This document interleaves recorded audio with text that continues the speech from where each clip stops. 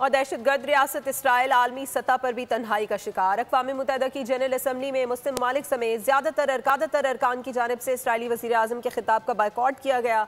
सफाक Israeli वज़ीर आज़म Netanyahu की ढिठाई बरकरार, दुनिया की अमन की पुकार नज़रअंदाज करते हुए अपनी तकरीर में अहले गज़ा पर जुल्म व सितम जारी रखने का ऐलान कर दिया।